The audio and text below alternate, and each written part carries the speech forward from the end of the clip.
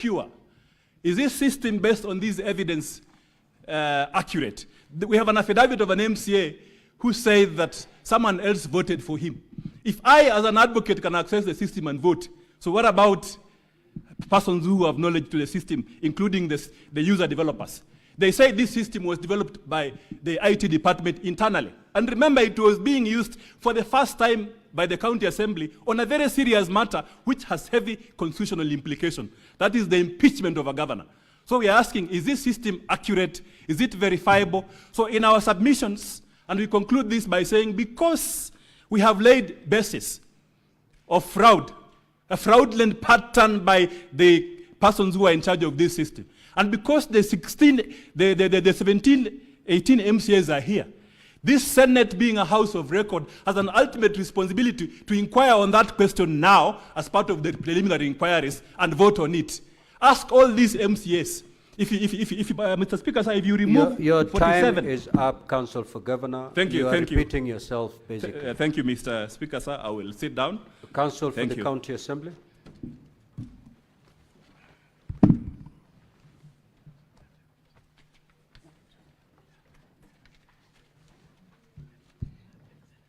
Mr. Speaker, can I be heard? Mr. Speaker, can I be heard? Thank you. Mr. Speaker, my name is Elisha Ongoya. I beg to reply.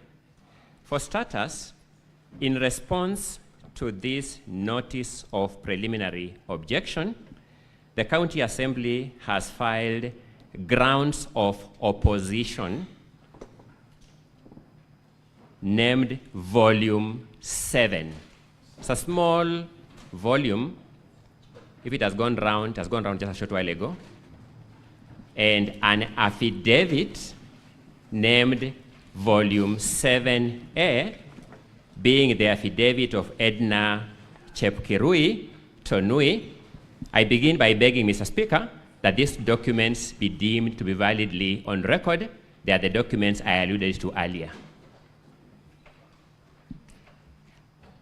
Having said that, I begin by saying that if you look at the written notice of preliminary objection, there are two elements of the objection that my learned colleagues for the governor have either abandoned or not alluded to specifically, alleging violation of a court order and reintroduction of the motion, because they have not argued it. Counsel for the County Assembly, respond to the PO. Not the proposed PO. Thank you so much, Mr. Speaker. I'm comfortable with that. I'm comfortable with that. Thank you so much, Mr. Speaker.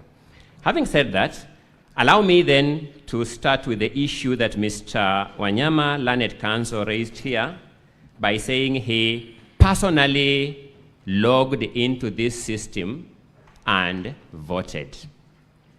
That qualifies him to be a witness who needs then to demonstrate to this House how he logged into this system and how he voted, and therefore be a proper subject of cross-examination. Anything short of that, Mr. Speaker, distinguished senators, is nothing more than mere sensationalism, and I beseech you to treat it as such. The second issue, Mr. Speaker, is on the allegation of the logs that you have just been taken through. And I wish to spend just 1 minute. It's amazing how sensationalism can arise. But if you go to page number 13 of Volume 4A of the County Assembly's documents, the audit logs run from page 13 all the way to page 17. And allow me to demonstrate why you cannot determine this objection on the grounds raised by my learned colleague, Mr. Wanyama, by referring to a decision of the High Court on a similar issue. This Senate impeached another governor called Governor Mike Sonko Mbuvi Gideon Kioko, and an issue of electronic voting arose in that matter. When that matter went into the High Court, there was a petition number A425 of 2020 that was considered by the High Court, and the judgment is publicly available on the National Council for Law Reporting. At paragraph 169 and 170 of that judgment, the three-judge bench of the High Court observed, and I quote, "The court is now left with two separate sets of affidavits that present contradictory positions. On the one hand, some MCS aver that their login credentials were forged. Same thing you are hearing here, and that they never participated in the voting process on 3rd December 2020, and even went to the extent of making a report at Kwale Police Station. Same argument you will hear here. On the other hand, 20 of the same 39 MCS swore affidavits for the governor. 20 of them swore fresh affidavits on 4th December 2020, stating that they willingly voted on 3rd December 2020. You will find the same scenario in this case before you. Same scenario. The Hansard, this is the High Court saying, which is the official record of the County Assembly, shows that 90 MCS voted in respect to Honorable Ogada's motion. In view of the contradictory averments by some of the MCS who are alleged to have been in Kwale, coupled with the lack of any expert evidence in support of the alleged hacking. Let me stop there by demonstrating that Mr. Wanyama is a lawyer like me. He's no expert in ICT.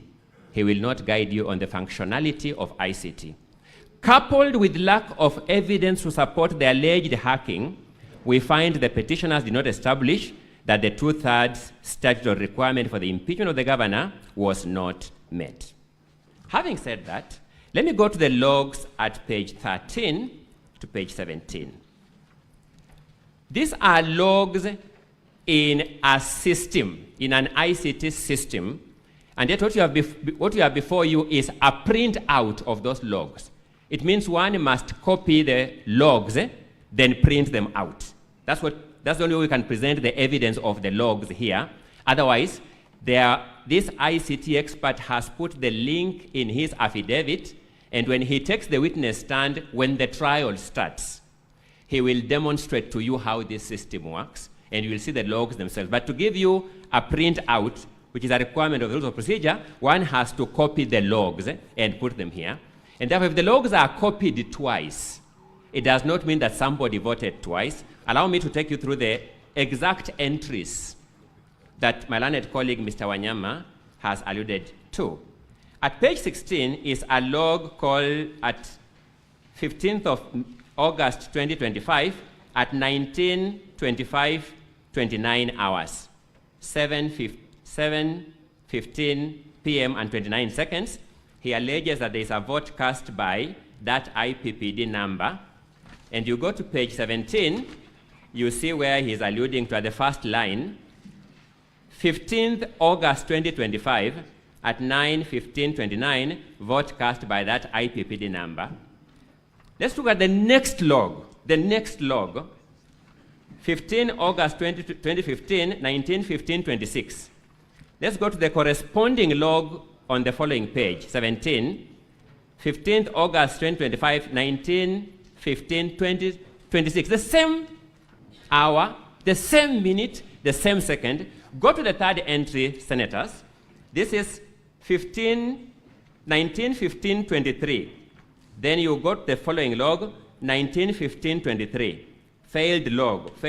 You see the same entries of the same IPPD number by the same person at the same hour, same minute, same second. This is a product of the copying of the logs for purposes of printing. It is not the logs in the system. It's how when you copy the log to print, you can copy twice. The results of this election, which my learned course will notify, are at pages 21 to page 26 of volume 4A. My apologies, not 26, 28. The results are at pages 21 to page 28.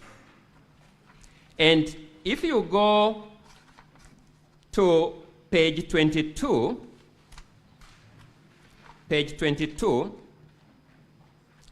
at the second box from the bottom, that is Honorable Chepkemoi Beatrice, you notice she voted yes at 19, 15, 19, and you don't see her in any other entry in the results of the vote. These are the results of the vote. This is what the Speaker declared. You run from page 21 to page 28. You will see every senator, sorry, my apologies, every MCA who voted yes captured once. I juxtapose this data, and possibly, Mr. Speaker, when the members will be contributing, fortunately for us, this Senate is a crucible of talent. There are multiplicity of talent here, and there are ICT experts among you. They will demonstrate very clearly that you can't take a copying of the logs to print when it's copied twice, say therefore somebody voted twice. Otherwise, it will mean that these people were so meticulous that from that entry that Mr. Wanyama began with, up to the second last entry on that page, and when you go to page 17, from the first entry up to 1, 2, 3, 4, 5, 6, 7, 8, 9, 10, 11, up to the 11th entry, those people transacted meticulously at the same time, second, minute, hour. It makes no sense. That's number one. Number two, in their submissions, my learned colleagues have said they will call witnesses to prove these facts. It means what they have raised before you are questions about credibility of witnesses. The forum for testing credibility of witnesses is in the trial itself, so that this ICT expert will take the stand, take you through the procedure, take you through these logs and field questions, and then you'll be able to test the credibility. And that will be the case for any other person, including members of the county assembly. I'm making out a case that what has been argued before you is not a preliminary objection by any stretch of imagination of that word preliminary objection. These are contentious, convoluted matters of law, which even you have seen. My learned colleague, Mr. Wanyama, wishes to convert himself into a witness and also tell you how he participated in this voting process himself. We have no problem with that, senators.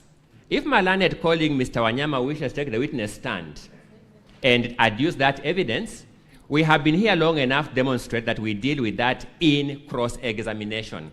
It is the only tool known to law for testing veracity of evidence. Allow me then to go to the standing orders.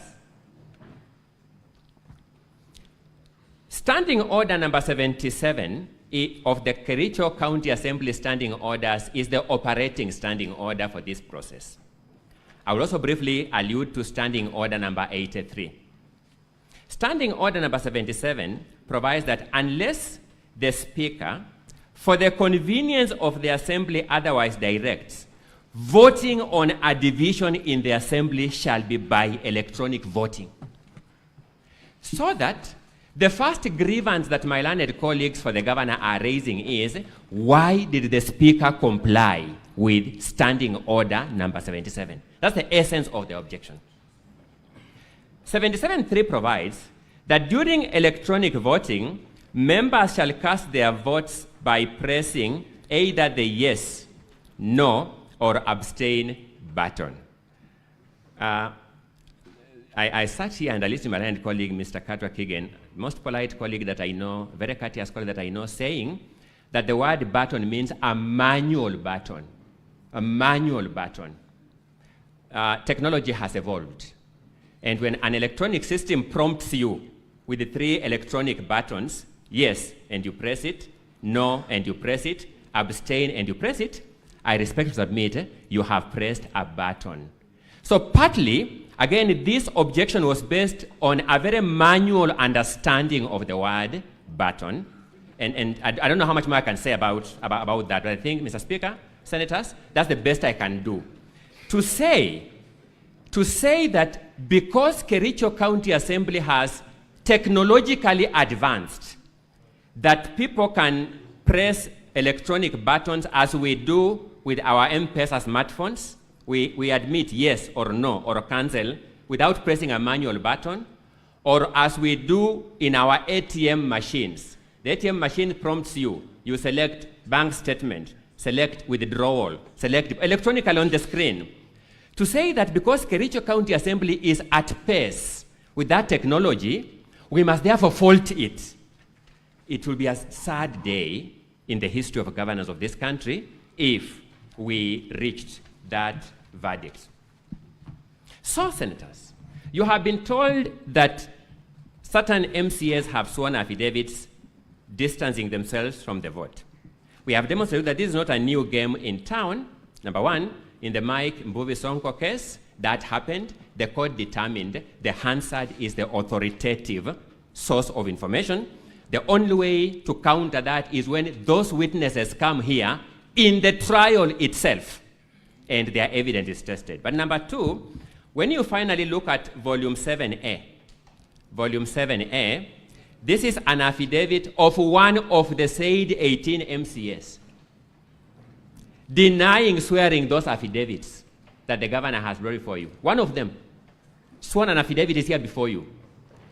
Distinguished senators, can we resolve this matter without putting the actual people on the stand at the trial to resolve that matter? I submit respectfully that's impossible. Mr. Speaker, I know my time is up. May I just get 2 minutes to sum up my argument? Mr. Speaker, my apologies, my time is up. I want to just get some 2 minutes to sum up the argument. 2 minutes. Thank you so much, Mr. Speaker. So, Mr. Speaker, what are we saying in a nutshell? In a nutshell, we are saying that there is a witness affidavit supported by documents running from page 1 of volume 4A, running from page 4 of volume 4A to page 44 of volume 4A, giving you an audit trail of this voting process. Nothing can be a clearer explanation of a verifiable and accountable system of voting than a system that generates this kind of audit trails. So you can't fault a system that can generate this volume of audit trails and say it is faulty. Number two, you have been told that these MCAs are not technologically advanced and could not vote. Pages 1 to page 3 of that volume 4A is evidence of Kericho County Assembly buying for these MCAs laptops to technologically enable them way back in September 2024. Way back in September 2024, and therefore the Assembly has done its part. What is the correct approach to this objection, Mr. Speaker? I suggest that, Mr. Speaker, the matters raised in this objection be subsumed in the trial.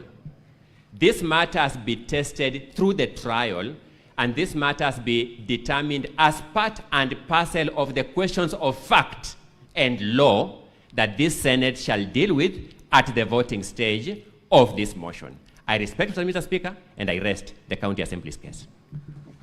Counsel for the Governor.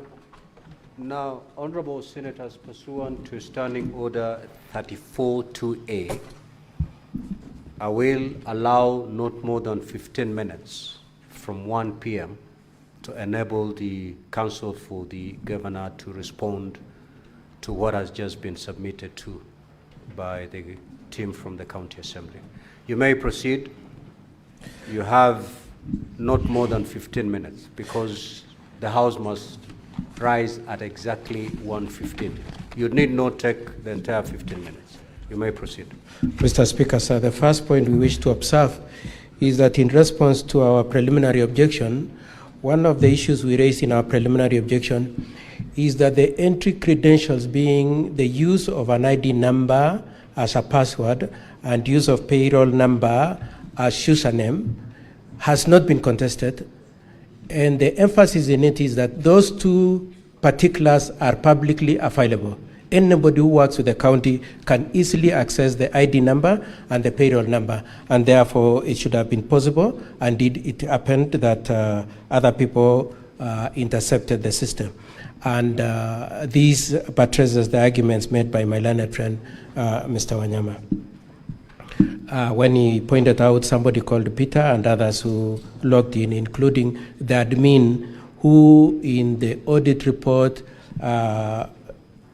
is indicated as having entered, whilst it is the clerk who is said to be the admin of the system. The second argument, Mr. Speaker, sir, I know my learned friend, my learned friend for the county assembly has tried to belittle the point we are making about the issue of the button and pressing. And Mr. Speaker, sir, and honorable senators, if it was intended that you can use electronic means and not necessarily a device that is secure, then even the Senate would have otherwise had to use a different system. It would have, in place of requiring, first of all, you will recall that the enactment of that standing order number 77 was made in October 2024. It is hardly a year ago. And so if the Kericho County intended to be very electronically advanced, then they should have, in place of using the word button, said we will use a link to vote.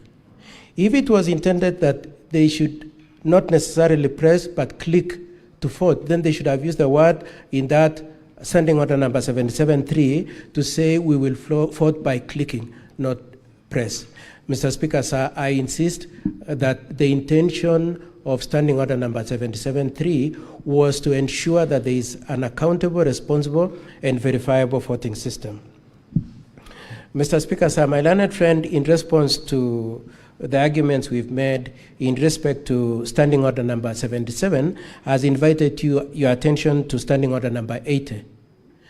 And he puts emphasis on the prerogative that the Speaker has in allowing the use of electronic voting. In reaction to his invite to you to make reference to standing order number 80, we would like to invite you to the standing order that is immediate before the one he has referred to, standing order number 80, being standing order number 79, which says that if MCS insist that they want to vote by roll call, then the Speaker has no choice, provided there is somebody who has objected and is supported by more than 5 people, is supported by up to 5 people. In this case, Mr. Speaker, sir, we have invited your attention to the fact that there were 18 people who are opposed to this style of voting and wanted a roll call voting. For that reason, Mr. Speaker, sir, it is our argument that the only reason why the Speaker defied the provisions of standing order number 79 is because there was intention to fraudulently misrepresent the votes that were cast by the MCS. Lastly, Mr. Speaker, sir, as I hand over to my learned friend, Mr. Wanyama, it is said that this system was secure. And that point is buttressed by the affidavit by the IT expert that my learned friend, Mr. Ongoya, has repeatedly made reference to. And one of the things then that come up for your consideration in our preliminary objection is this. Can we determine for a fact that the 4 MCS who say they didn't vote indeed voted?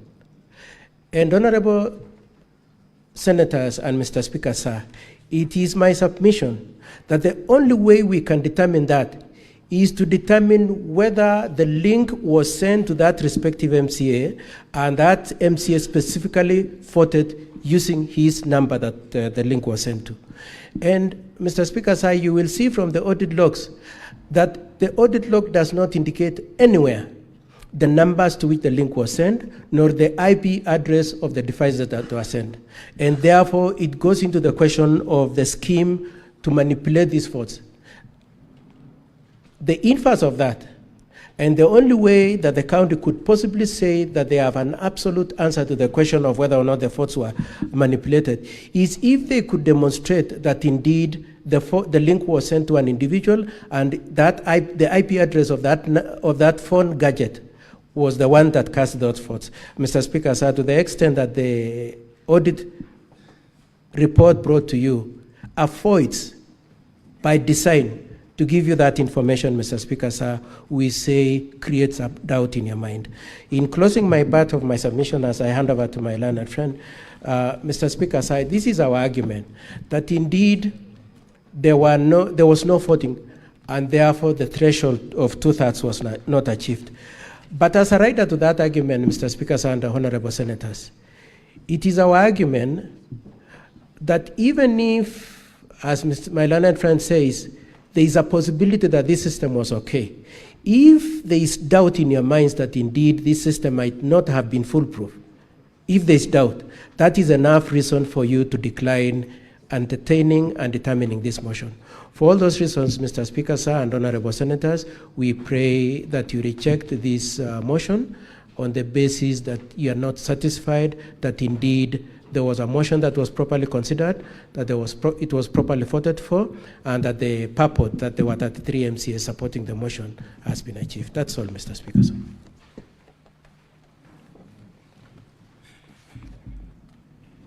Yeah, Mr. Speaker, sir, I will stick to the time.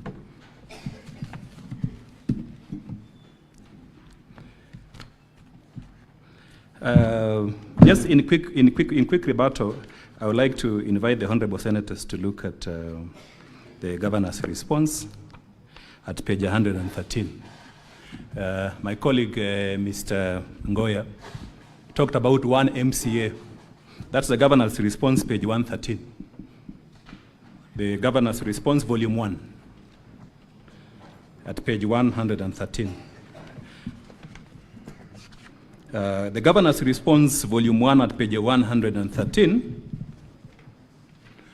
because ultimately for the Senate to determine that the motion is properly before it, it must be satisfied on the threshold.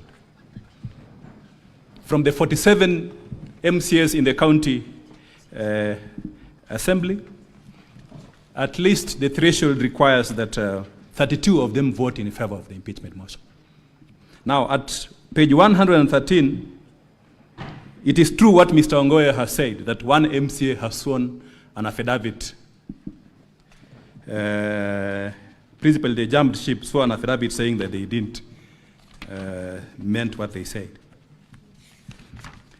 But there are 17 other MCAs who have evidence in support of the PO at page 113. 17 MCAs. Ultimately, this is a process that follows the law. The Constitution is the Senate is a house of record, house that follows the Constitution, follows the law and the standing orders, and looks and listens to the evidence. So what is the evidence that I am showing you here? At page 115 is the evidence of 17 MCAs who have said they never supported the motion. So what does it mean? Do we have contrary evidence to rebut the cogent allegations by these 17 MCAs? If you do a quick calculation, minus 47, minus the 17 from 47, how many numbers do we have? We have 30. Does 30 meet the threshold in section 33(2) of the County Government Act? The answer is definitely not. Do we need to wait for this person to be subjected to trial the way Mr. Ongoya has invited? The answer is no. The evidence is before the Senate to determine the issue. What about the logs? We are relying on the logs given to us by the County Assembly. They are the ones with access to the system. They printed it out and submitted to the Senate. We are simply relying on it, and we have pointed out more than 10 mistakes on the logs. Why can't they just do impeachment on the right thing? Why are they hiding in technology, trying to manipulate the votes for purposes of achieving an objective which the Constitution requires a very high threshold? Just to finish, Mr. Speaker, sir, we have also audio evidence, KB1, which we request that when you retire, you can have opportunity to look at it. That is KB1. It just fortifies it fortifies this fundamental point that we have a problem on this matter that is before the Senate at the threshold question.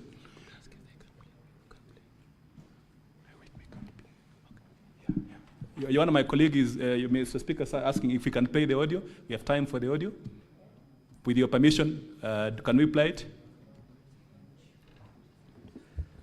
Proceed. You have 2 minutes to do that. The Senate will rise at exactly 1:15. Yes, we are requesting that KB1 be played. Sorry. Mr. Speaker, subject to your guidance, I'm just wondering whether introduction of new evidence in this matter, I'll be able to respond to it, because that's now new evidence. It is part of the bundle. Yes. It's part of the evidence that is already on record. Because we can't comment on it once they have played it, but we could have commented on it, Mr. Speaker. If they had played it earlier, then we can comment in our response. Just proceed and play the video. Yes, Mr. Speaker, sir, we request for the KB1 to be played by the ICT staff.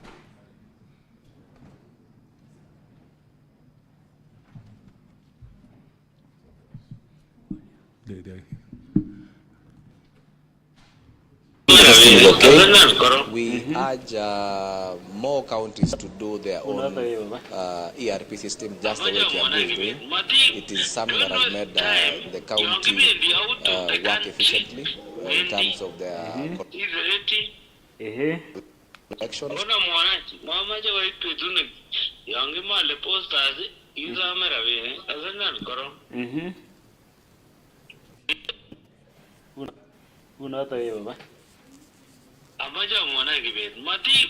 Don't waste time. You're giving out of the country, Wendy. Your Honor, the screens, Mr. Speaker said the screens are off. There was a transcript. Yeah. Don't waste time. You're giving out of the country, Wendy. Is ready. Ona mwanachi, mamaja waitu tunek. Yangi male posters.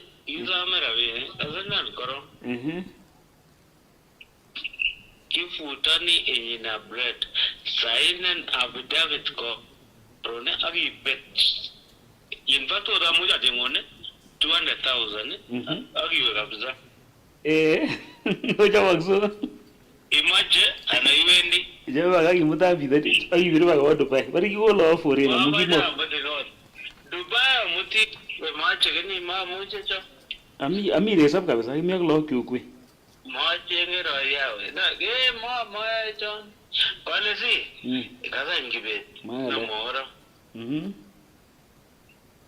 oya jabruz kura otiana go biru angure I'm using it because of you. Pata gura anda nyone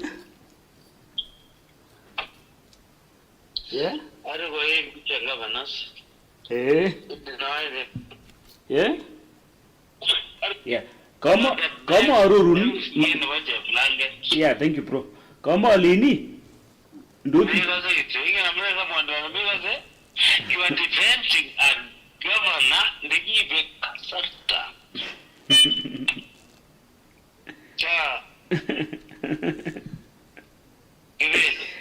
isn't it the other? Yeah, we have that. I don't believe it is. I never lived in Wagabetus, Javlanga. We get to go on Garijo, Agabes, when the Kabura. Time is up. Yes, Mr. Speaker, sir, thank you. I'm afraid thank you very much for transact beyond 1:15. Thank you very much, Mr. Speaker, sir. Now, Honorable Senate, just take a seat. Take a seat. Take a seat. I will deliver my ruling at exactly 2:30 today on the matters that have been raised. Senate, arise. Honorable Senators, it is now 1:15 p.m. time to adjourn the Senate. The Senate therefore stands adjourned until today, Wednesday, 27th of August 2025 at 2:30 p.m.